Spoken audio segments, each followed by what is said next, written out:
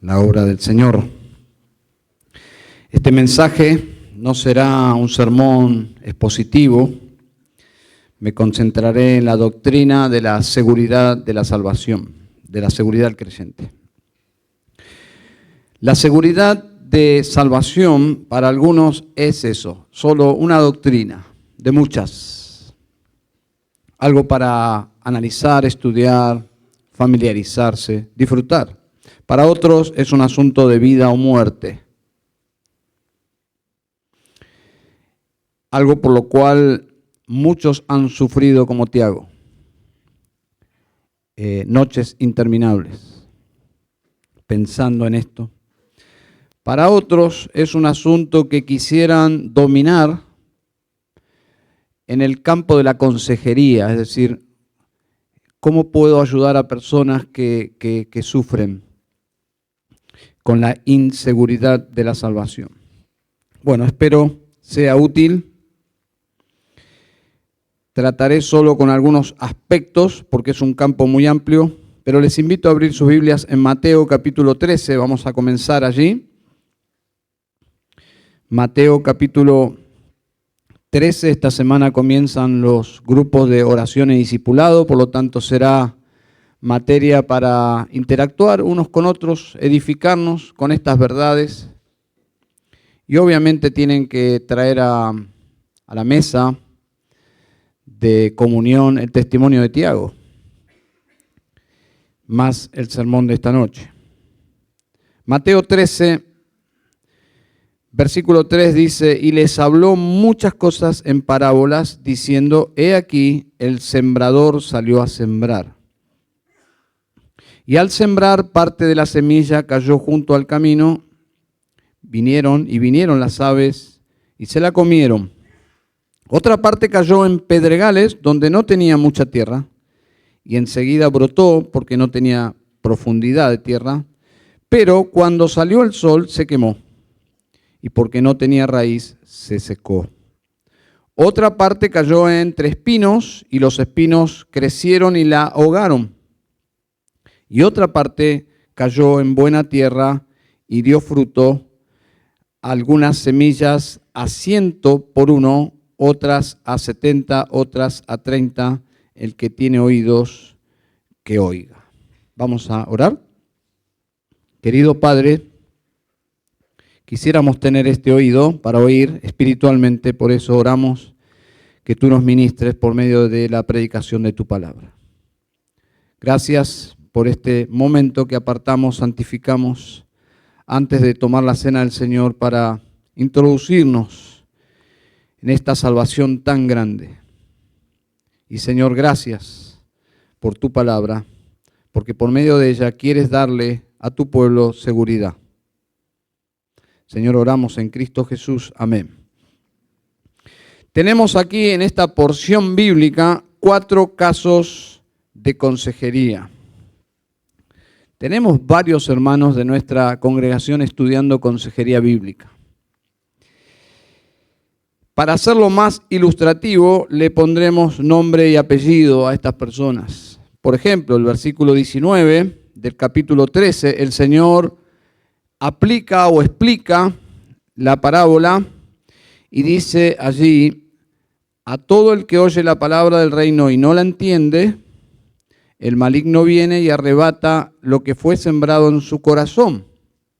Este es aquel en quien se sembró la semilla junto al camino. Vamos a pensar en este caso como Juan Camino. ¿Está bien? Juan Camino es una persona despreocupada. A él realmente la salvación no es un tema que le quite el sueño. En términos de consejería diríamos que Juan necesita entender el Evangelio. Y el consejero se da cuenta que a medida que se le explica el Evangelio, se les pone el Evangelio, algo en su mente sucede que no queda nada. No es intelectual el problema, es un problema espiritual. Dice allí que el malo o Satanás, el maligno, viene y arrebata el evangelio, la semilla de la palabra de Dios. Juan indudablemente no está listo para Cristo, no está abierto al cambio que demanda el evangelio. Simplemente Juan Camino es indiferente. Satanás aprovecha ese desinterés para quitar todo pensamiento del evangelio de su mente, de su corazón, de su vida. Su mirada indiferente refleja el estado de su corazón. El segundo caso es Juan Pedraza, versículo 20 y 21. Observen que en el caso de Juan Camino es solo un versículo, en el caso de Juan Pedraza tenemos 2 versículos. Dice, y aquel en quien se sembró la semilla en pedregales, este es aquel que oye la palabra y enseguida la recibe con gozo. Pero no tiene raíz profunda en sí mismo, sino que solo es temporal. Y cuando por causa de la palabra viene la aflicción o la persecución, enseguida tropieza y cae. ¿Qué podemos decir de Juan Pedraza? Sino que tuvo una conversión, tome esa palabra entre comillas. Experimentó una conversión, se ve gozo en su vida. Observen que él oye la palabra y la recibe con gozo. Se ve en su vida interés en las cosas de Dios, pero en realidad con el tiempo lo que queda claro es que fue una conversión emocional. No fue una conversión espiritual, no fue una conversión del Señor. Básicamente, la explicación del Señor apunta a una fe superficial, observen. No había una relación real con Dios. Comenzó en la vida de Pedraza una serie de situaciones problemáticas y la fe se evaporó. Y antes de su deserción, porque desertó de la fe, planteó que tenía dudas sobre su fe con algunas personas, pero simplemente él no perseveró. Así es como el Señor explica la vida de esta semilla, de este terreno en realidad. En tercer lugar, versículo 22, tenemos a Juan Espinosa. Me aseguré que no había nadie aquí con esos apellidos. Juan Espinosa, versículo 22, y aquel en quien se sembró la semilla entre espinos. Este es el que oye la palabra, mas las preocupaciones del mundo y el engaño de las riquezas ahogan la palabra y se queda sin fruto. Juan Espinosa pertenece a una iglesia, su corazón está dividido, muy pocos lo saben, pero su corazón realmente está dividido. Sus preocupaciones no son del tipo espiritual, sino más bien material. No es el reino de Dios su preocupación más grande, sino su propio reino, el que él está construyendo. Él quiere la salvación, pero para él la salvación es económica, por sobre la salvación eterna.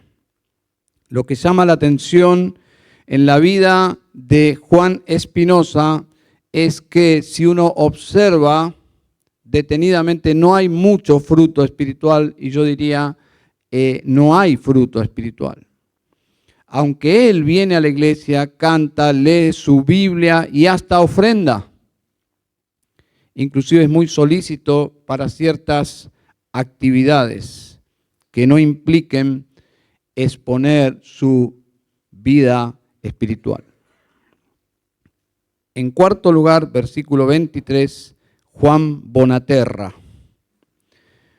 Juan Bonaterra, dice el versículo 23, pero aquel en quien se sembró la semilla en tierra buena, este es el que oye la palabra y la entiende. Este sí da fruto y produce 100, otro a 70, a 60 y otro a 30. ¿Qué podemos decir de Juan Bonaterra?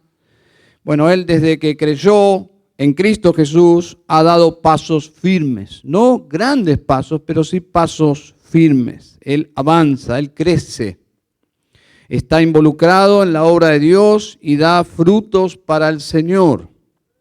Y a medida que crece su entendimiento de la palabra de Dios, responde a la palabra de Dios de forma positiva, con sus altos y bajos, pero se observa cómo su carácter va siendo influenciado y permeable a la palabra de Dios. Y con el tiempo se observa cómo él va siendo transformado.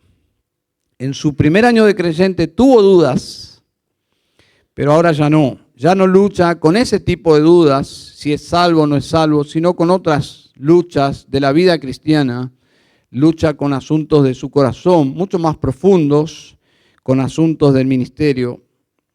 Pero quiero que presten atención y que pensemos en lo más claro que se observa en esta parábola. ¿Cuál es la enseñanza de esta parábola? Si usamos correctamente las reglas de interpretación bíblica, las parábolas tienen como una sola enseñanza para el lector.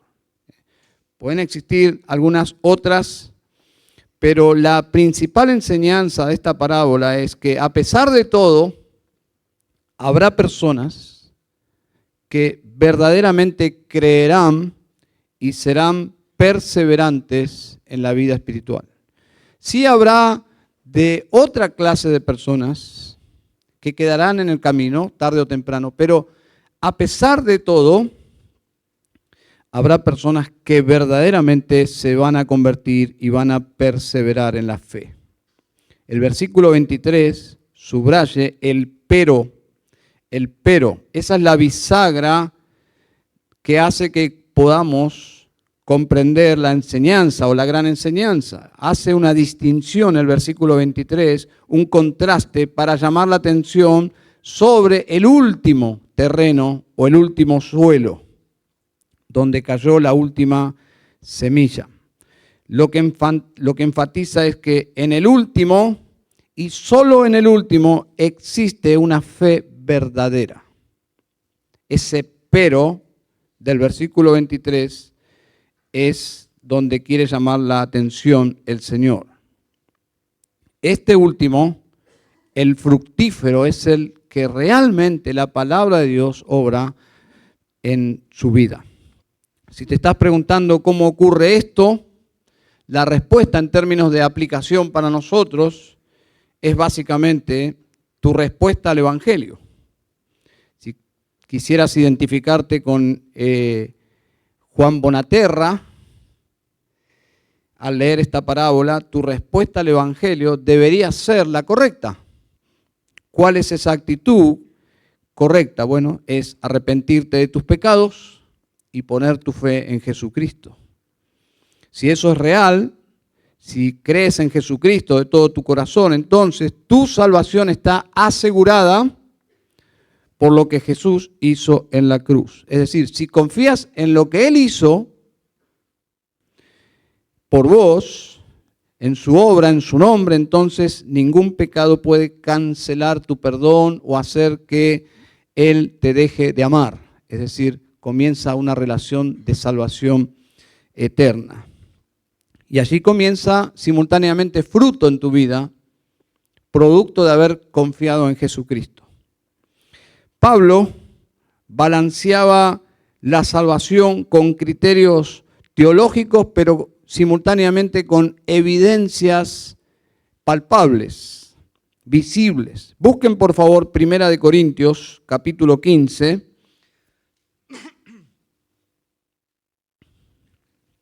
1 Corintios 15, versículo 1 y 2.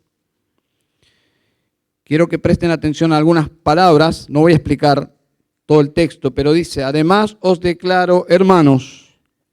Es decir, Pablo está hablando, está escribiendo a sus hermanos.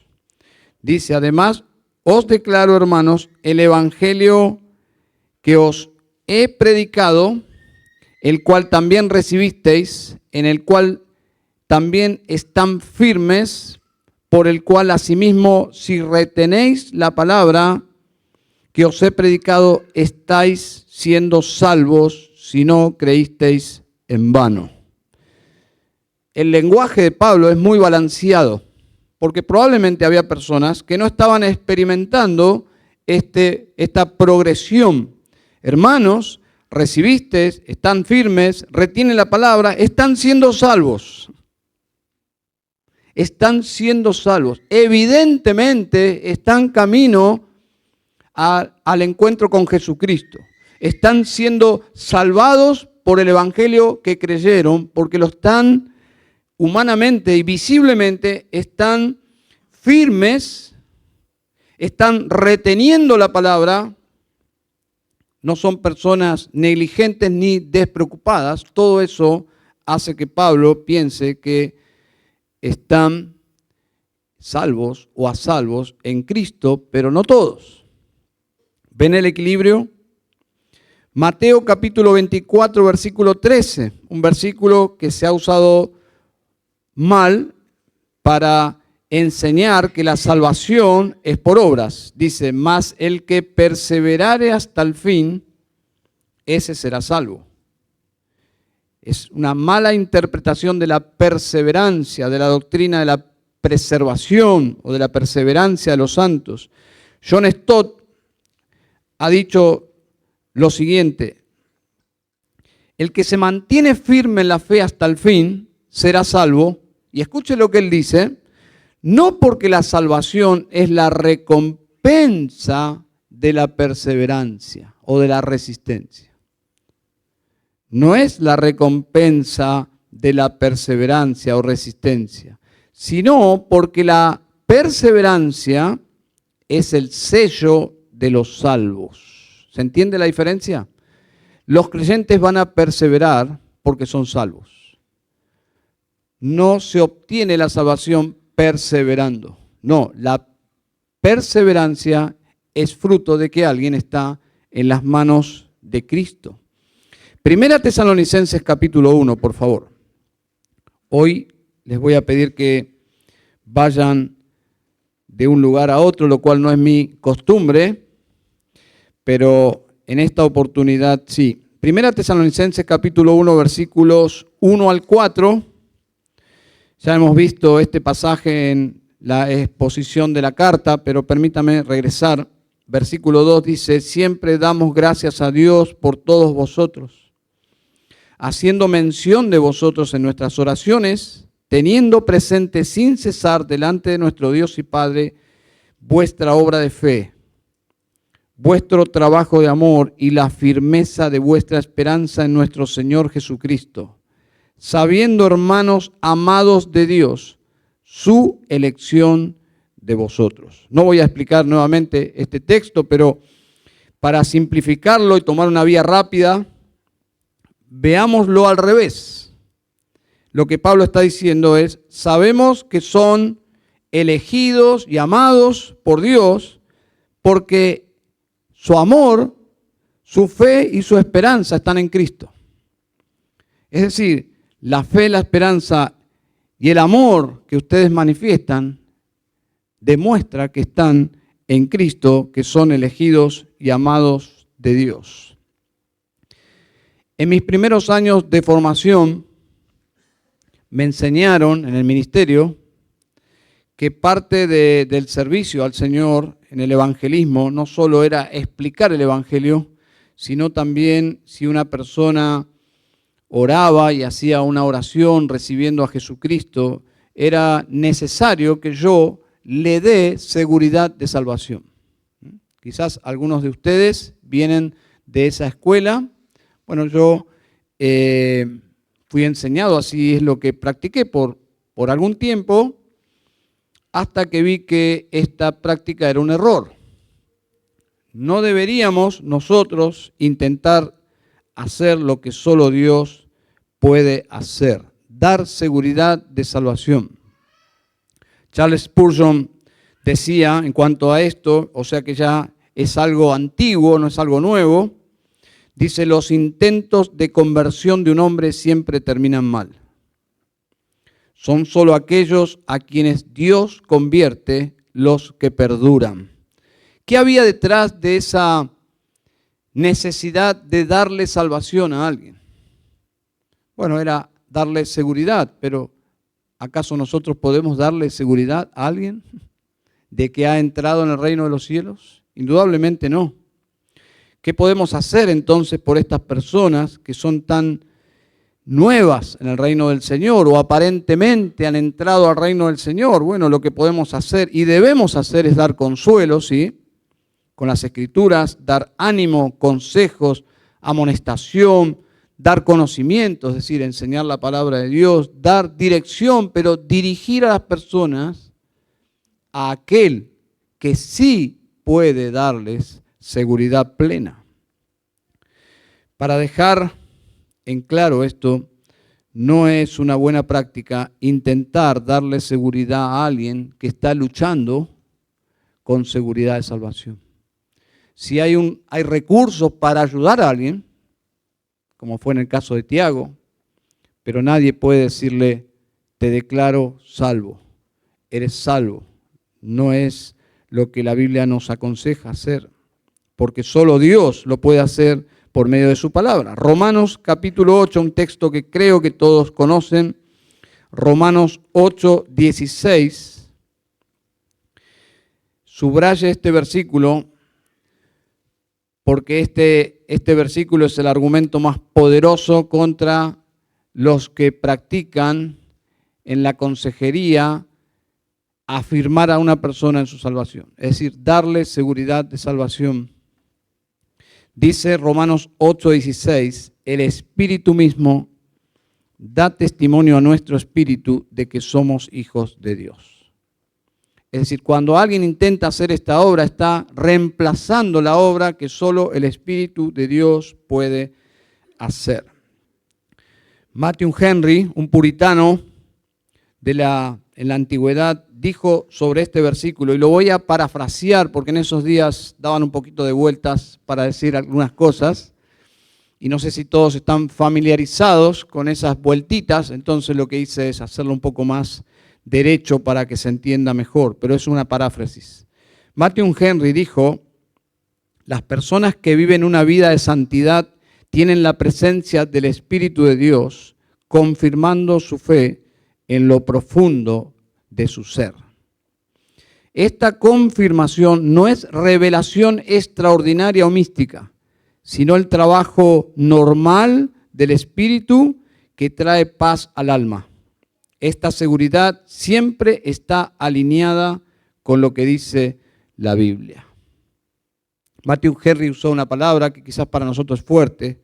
Dice, esta seguridad viene por el trabajo ordinario del Espíritu. Es decir, el trabajo regular del Espíritu de Dios en el corazón de los creyentes, dándole esa certeza en el corazón de que pertenecen al reino de Dios.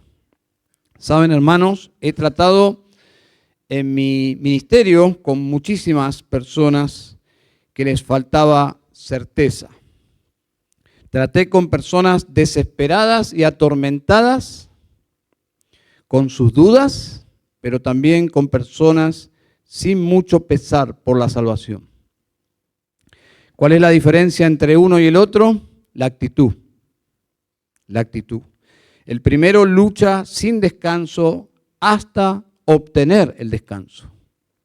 El segundo descansa más de lo que lucha. Su descanso parece más bien despreocupación. Hay personas que no les preocupa demasiado atender a esas dudas. Simplemente viven despreocupadamente. Y hay un misterio aquí.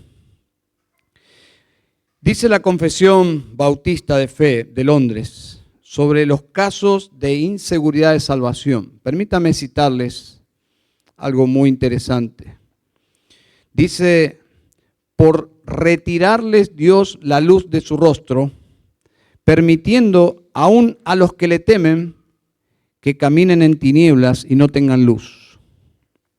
Sin embargo, nunca quedan destituidos de la simiente de Dios y de la vida de fe. de aquel amor de Cristo y de los hermanos, de aquella sinceridad de corazón y conciencia del deber, por los cuales, mediante la operación del Espíritu, esta seguridad puede ser revivida con el tiempo, y por los cuales, mientras tanto, los verdaderos creyentes son preservados de caer en total desesperanza. Si me siguió, Dios puede permitir que personas pasen por periodos de oscuridad del alma, pensando si pertenecen o no al reino de Dios, si Dios es su Padre y Cristo es su Salvador o no lo es.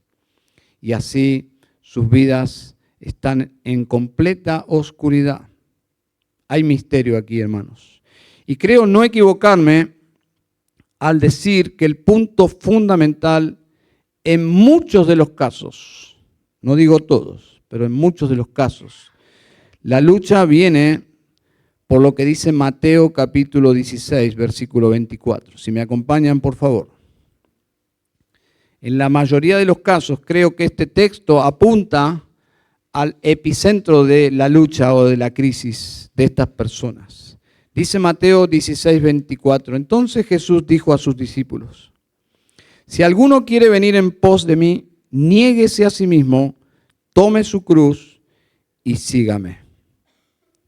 Si usted lee este texto, indudablemente la condición para ser cristiano está aquí. Esta es la condición para seguir a Cristo. Y muchos quieren los beneficios de la salvación, sin estar dispuestos a venir en los términos de Dios. Y esta es una lucha, indudablemente.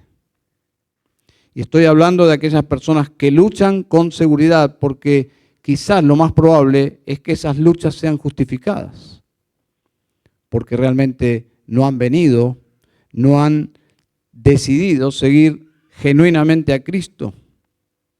Un teólogo dice con verdad: el gran objetivo de la predicación es restaurar el trono y el dominio de Dios en las almas de los hombres.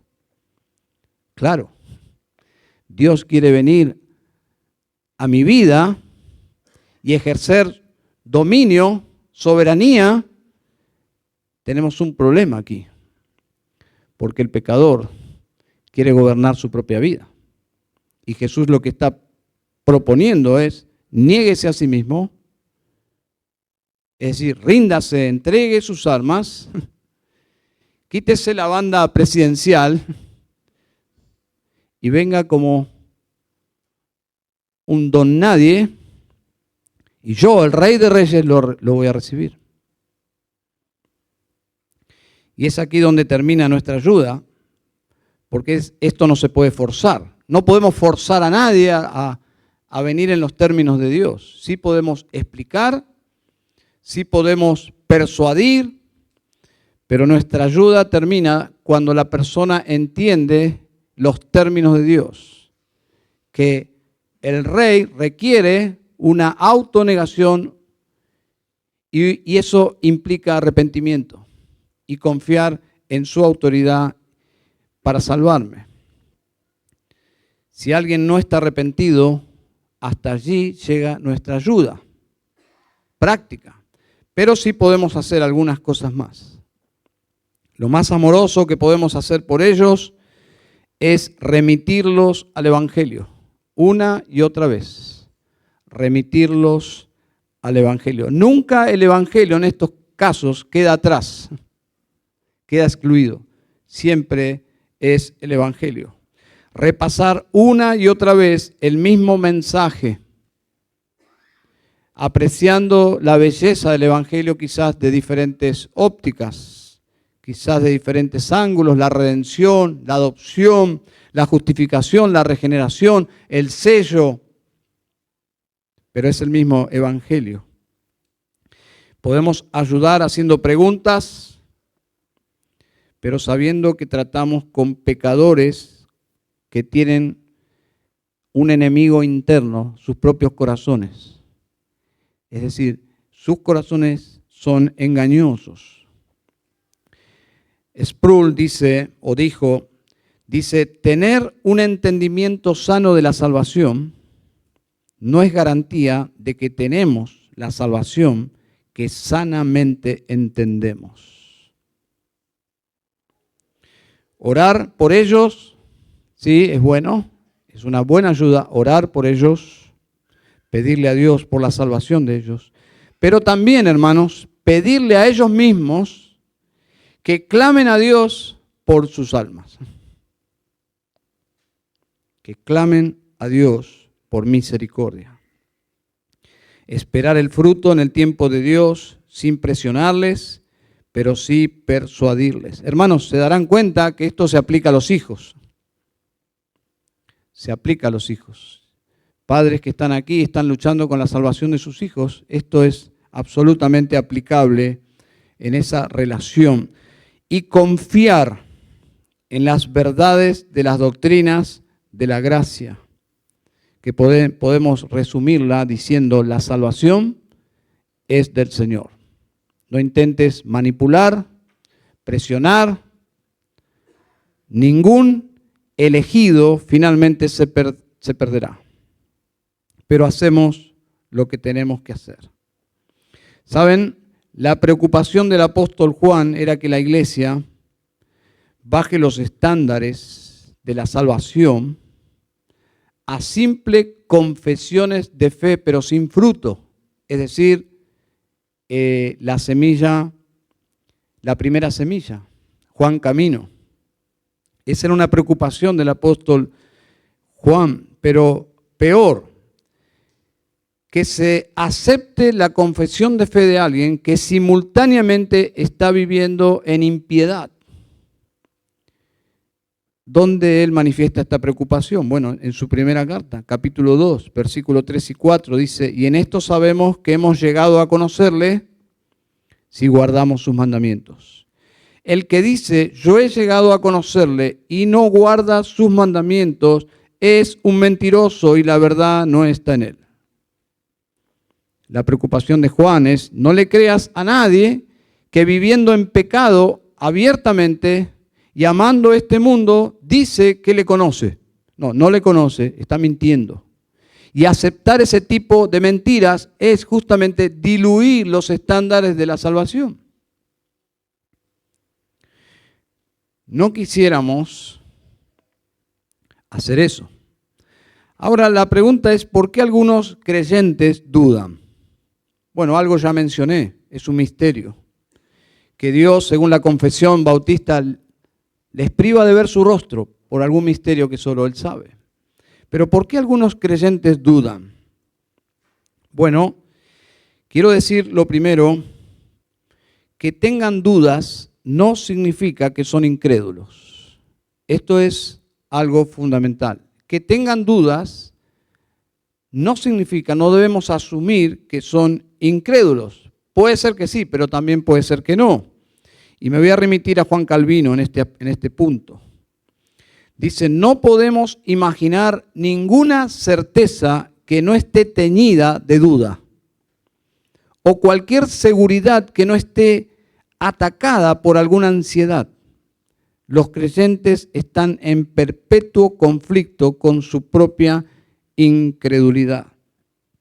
¿Quién podría decir en esta noche que basado en una fe sin altibajos se declara absolutamente salvo? No, nos declaramos salvos por lo que dice la Biblia, a pesar de nuestros altibajos y de nuestras luchas, inconsistencias. Los creyentes verdaderos, hermanos, pueden pasar por enormes luchas hasta alcanzar la seguridad. A veces las dudas conviven con una fe verdadera. Les voy a dar un ejemplo. Marcos 9:24. Dice: creo, ayúdame en mi incredulidad. ¿Saben que el Señor no corrigió esta fe? No lo corrigió en absoluto. Aceptó este testimonio. Creo, ayuda en mi incredulidad. Es decir, Hay periodos donde puede una verdadera fe ser atacada por dudas, por sombras. Algunos creyentes que han abrazado a Cristo en sus primeros años de vida, luego descubren las doctrinas de la gracia y comienzan a pensar y a dudar, ¿cuándo realmente yo me convertí?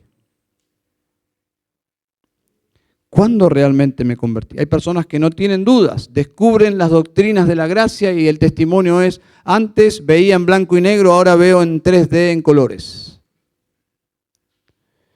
Pero era salvo. Algunas personas dudan por sus grandes periodos de falta de fruto o de pecados. Dicen, probablemente me haya convertido ahora. Bueno, ese misterio se resolverá en el cielo. Algunos creyentes que han caído en pecado, en pecados severos, entran en dudas. Algunos creyentes que han estado leyendo biografías de enormes hombres, si vale el adjetivo enormes, pero de grandes hombres, misioneros o teólogos, al leer la vida de estas personas, comienzan a dudar. Entran a dudar, ¿por qué? Porque comienzan a medirse de acuerdo a la fe de estos hombres. Y algo tiene que decir el doctor Donald Whitney en cuanto a esto. Dice, a menudo es poco realista compararse a sí mismo con un creyente que es mucho más maduro. Es decir, hay personas que escuchan a Paul Washer y dicen, me voy al infierno. Bueno, no sé si es tan así. Algunos han caído en la extrema introspección, es decir, se han ido para adentro y se han quedado allí navegando o naufragando, mejor dicho, en su propia alma. Y por supuesto, ¿qué vieron dentro de sí mismos? Nada bueno, pura oscuridad. El asunto es que cuando somos muy introspectivos perdemos de vista a Cristo. Y si perdemos de vista a Cristo y su justicia, entonces, sin dudas, nos vamos a hundir en nuestras propias dudas y nuestras miserias. Por algo, Robert Murray McCain dijo, y estaba en lo cierto, cuando aconsejó que por cada mirada hacia uno mismo deberíamos mirar 10 veces a Cristo. Si te quedas detenido en el espejo de tu propia alma, en tus miserias, en tu fracaso, indudablemente el resultado serán dudas. Algunos dudan porque han sido enseñados fuertemente desde la niñez en la teología arminiana. En la teología arminiana completa, es decir, de 5 puntos, cuyo último punto es que la salvación se pierde. Y eso ha calado muy fuerte en sus vidas. Quizás sus propios padres le enseñaron, y eso es muy fuerte. Tienen una mala comprensión de muchos textos de las Escrituras. Sujel Michelén hace poco dijo algo muy gracioso. Él dijo que a la fe reformada, a la fe bíblica, diríamos, o yo diría calvinista, se la identifica con la flor del tulip, por el acróstico del tulipán de Calvino. Pero a los arminianos se los reconoce por la teología de la margarita, dice. Me quiere, no me quiere. Me quiere, no me quiere. Muy interesante. Pero así es la vida de los arminianos. Hoy Dios me ama, mañana Dios no me ama. Hoy soy salvo, mañana no soy salvo. Hoy no leí la Biblia, me voy al infierno. Mañana leo la Biblia, soy el apóstol Pablo. Y así voy de aquí para allá. Hermanos, algunos hombres que no han podido vencer ciertos pecados tienen dudas. Algunos han caído en problemas de depresión y en valles emocionales, tienen dudas. Algunos han tenido problemas de salud que le afectan lo emocional y lo espiritual. No sé, podríamos citar muchos ejemplos. Podemos citar ejemplos, pero quiero ir no a un caso tras otro. Simplemente el tema aquí es cómo se van las dudas. Bueno, debemos ir al Evangelio. Y en algunos casos ir al médico también. Porque probablemente la raíz de las dudas no tengan que ver con la teología, sino con un asunto médico. Dice 2 Corintios 4:5, porque no nos predicamos a nosotros mismos, sino a Cristo Jesús como Señor. Las dudas se irán por predicar a Cristo, por predicar a Cristo, por exaltar a Cristo, por presentar a Cristo. Los llevamos a las promesas de Jesús para todos los que creen en Él. Martin Lloyd-Jones dijo, si quieres tener seguridad de salvación, el lugar donde empezar no es en tus sentimientos, sino en tu entendimiento. Luego los sentimientos seguirán. La manera de tener seguridad no es tratar de sentir algo, sino tener esa verdad absoluta. Lutero añade sabiduría a esto y dice, los sentimientos vienen y van, los sentimientos son engañosos, mi seguridad es la palabra de Dios, nada más vale la pena creer. Amén. Si ustedes prestaron atención al testimonio de Tiago, nunca dejó de leer la palabra de Dios.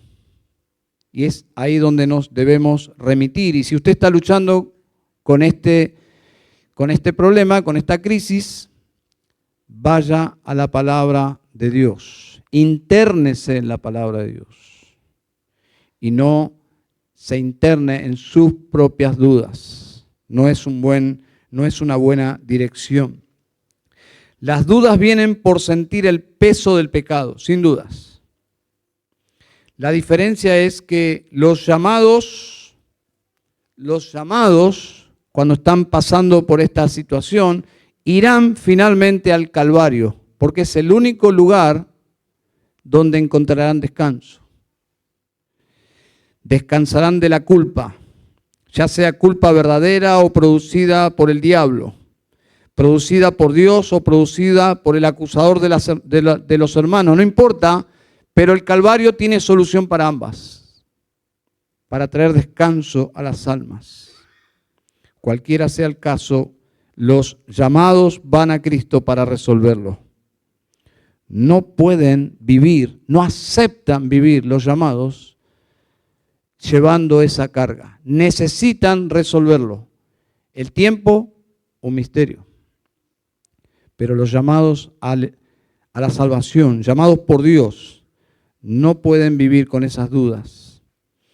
Pero hay casos que sí pueden soportar el peso de la falta de certeza. Hay personas que pueden lidiar con esa inseguridad, pero no van a Jesús para su libertad. No van a Jesús.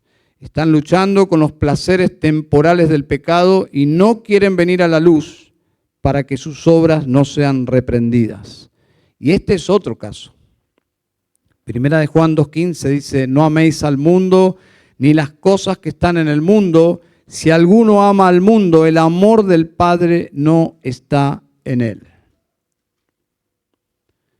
El apóstol Juan, muy directo, dice, el asunto aquí es que si estás amando al mundo, el amor del Padre no está en vos. John Piper dice en cuanto a este punto, dice, el hecho de que tal cosa sea posible, es decir, falsas conversiones, personas autoengañadas, dice, el hecho de que tal cosa sea posible es precisamente por lo que el ministerio de la palabra en toda iglesia local debe contener muchas advertencias a los miembros de la iglesia a perseverar en la fe y no enredarse en esas cosas que pudieran extraviarlos y que podría resultar en su condenación. ¿De dónde saca Piper? De la teología paulina.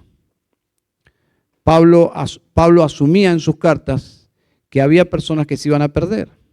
Y en el ministerio pastoral contemporáneo, los pastores también asumimos que hay personas que hoy son miembros de nuestra iglesia, y Dios quiera que no, pero que se perderán, que no las veremos en el cielo.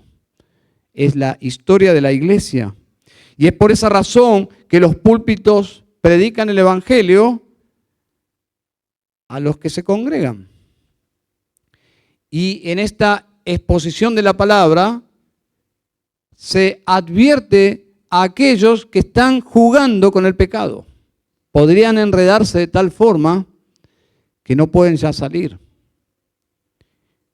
Y eso termina en condenación, es decir, se manifiesta que nunca creyeron. Toda confianza, toda certeza debe venir personalmente de la palabra de Dios. Por eso dije, los consejeros podemos llegar hasta cierto lugar y a partir de allí dejar al aconsejado solo con Dios. Porque toda certeza viene personalmente de interactuar con la palabra de Dios.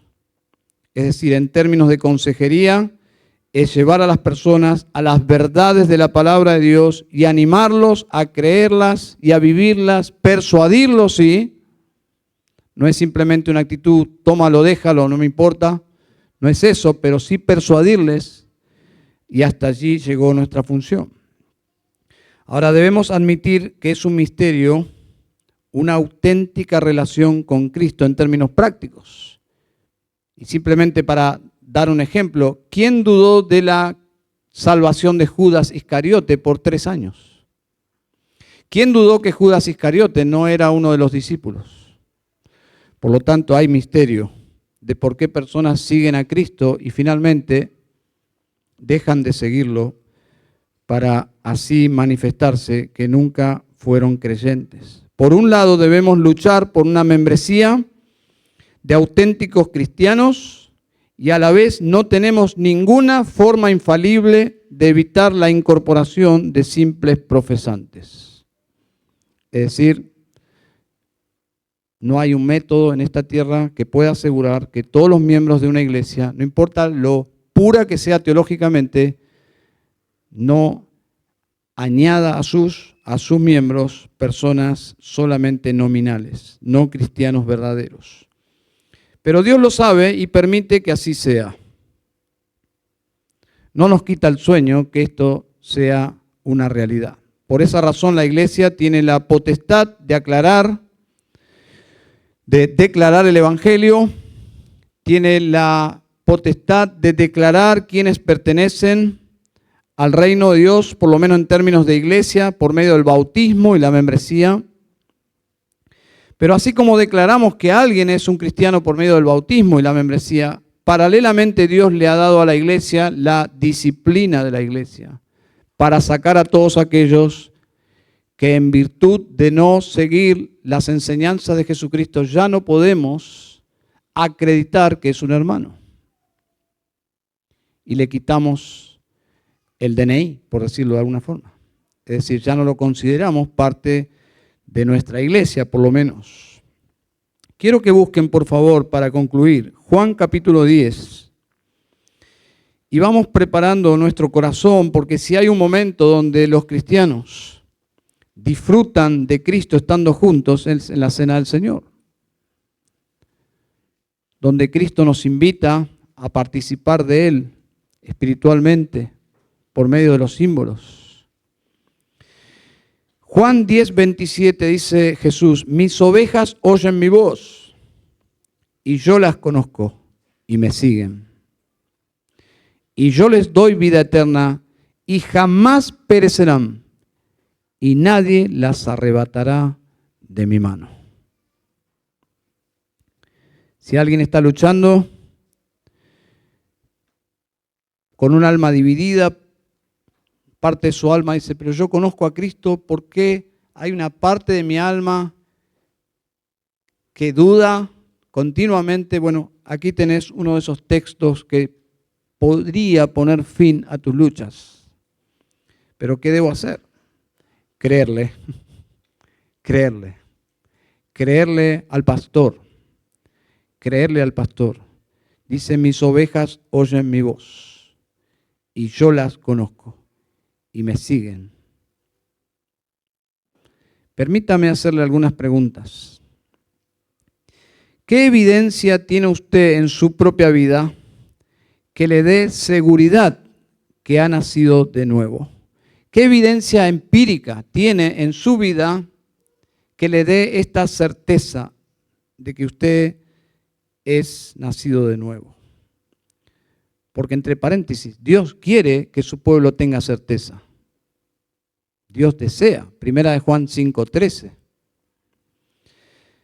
Otra pregunta, ¿ha visto usted en su vida un patrón de crecimiento espiritual con el paso del tiempo? Estoy hablando de grandes evidencias de fruto, simplemente es un patrón de crecimiento espiritual con el paso del tiempo. Si está pasando dudas en relación con su salvación, ¿puede identificar las razones? ¿Podría usted identificar las razones? O quizás necesite ayuda. ¿Qué entiende usted que Dios le pide que haga para superar esas dudas? ¿Qué es lo que usted entiende que Dios le pide que usted haga para dejar esta crisis atrás? Otra pregunta, ¿lo hará? ¿Lo hará? Porque si usted entiende lo que Dios desea que usted haga, usted sabe la raíz de sus dudas, pero no hace nada, indudablemente usted está en un limbo peligroso. ¿Lo hará? ¿Qué tan comprometido está para lograr esta certeza? ¿Es usted de los que no duermen hasta que se resuelve el asunto? ¿Como vos? En el libro de Ruth, ¿es usted como vos? ¿Que no duerme hasta que resuelve el asunto? ¿O usted se puede ir a dormir sabiendo que puede despertar en el infierno? ¿Qué tan ocupado está usted en atender estas dudas? O quizás la salvación no le preocupa tanto. Si está ahora mismo luchando hasta la angustia, la pregunta es, ¿buscará ayuda? ¿Buscará oración, consejería o simplemente pasará esta noche y ya mañana fuera de mente? La vida continúa y también las luchas y las dudas.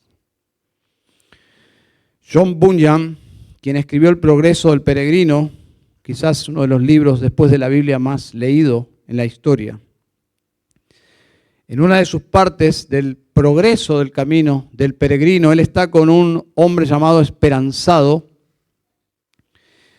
y son tomados prisioneros en una tierra por el gigante Desesperación.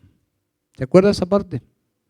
Gigante Desesperación los toma porque están en su tierra y los atrapa y los confina al castillo de las dudas. Los encierra en el castillo de la duda y los tortura allí y los maltrata hasta que los incita a quitarse la vida. Hasta que Cristiano recuerda, buscando en sus ropas, que tiene una llave. Encuentra la llave, mira a su amigo y le dice, tengo una llave. Esta llave me prometió el evangelista que abre todas las puertas. ¿Cómo se llama esa llave? Se llama promesa. Promesa. Jesús dice en muchas instancias, pero solo por tomar una, Juan 6:47, de cierto os digo, el que cree en mí, ¿qué tiene? Vida eterna. ¿Cree usted? ¿Cree usted? ¿Cree en los términos de Dios? No en los términos de creer, Satanás cree, también los demonios creen, sino creer en los términos de Dios, es decir, arrepentirse de todo corazón y pedirle a Dios perdón por sus pecados y decirle a Cristo que ahora Él es el Salvador y el Señor de su vida. ¿Cree usted? Esa es la llave que abre la puerta y usted saldrá del castillo de la duda. Y el gigante Desesperación, ¿qué puede hacer más? ya no tiene nada que hacer con usted. Porque usted va a salir de allí y va a correr a Cristo. Amén. Vamos a orar. Vamos a tomar unos momentos para preparar nuestros corazones para la cena del Señor. Ore usted